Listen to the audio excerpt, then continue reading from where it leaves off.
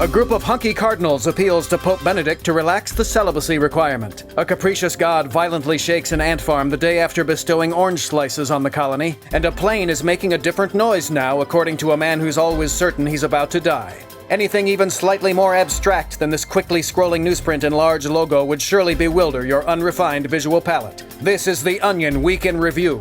Republican presidential candidate Mitt Romney spent the majority of his visit at an Ohio-based paper factory yelling at employees to work harder, sources said Tuesday. Romney reportedly arrived at the Gregson Turner Paper Company at approximately 10 a.m. and within minutes was mercilessly hounding workers all throughout the paper's production cycle to, quote, get their acts together and start pounding out some paper. Shoppers at a Hannaford supermarket could only speculate that the middle-aged woman angrily demanding a price check on a pack of rice pudding was once a carefree youth. I don't care what it says on your screen.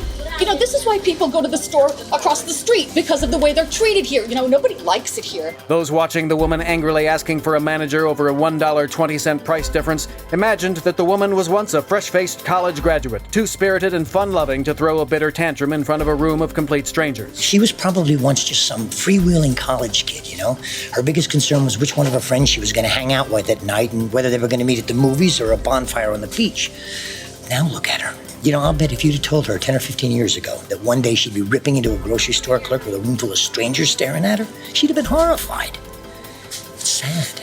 Filmmaker Peter Jackson talked for an extended period of time Sunday about his personal Hobbit friends, which was either the beginnings of a brilliant marketing strategy for his forthcoming adaptation of The Hobbit, or a sign that the director is completely losing his grip on reality and is on the verge of a full-on mental breakdown. Describing in great detail his relationships with Bilbo, Frodo, and other members of the fictional race imagined by J.R.R. Tolkien in the 1930s, the Academy Award winner's comments were either carefully orchestrated by New Line Cinema or symptomatic of severe clinical paranoia. Jackson's in-depth stories of his time living in the Shire with Samwise Gamgee really show you a director eager to bring the world of Middle-earth to his audiences, but of course could just be the ramblings of a very mentally ill man. And in this weekend's Onion magazine, our editors salute the American father.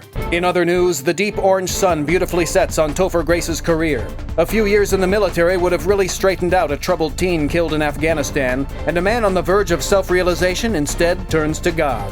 You may now immediately return to the social media site your spasmodic fingers are already typing into the address bar. But after that, visit theonion.com/newsbeat for more.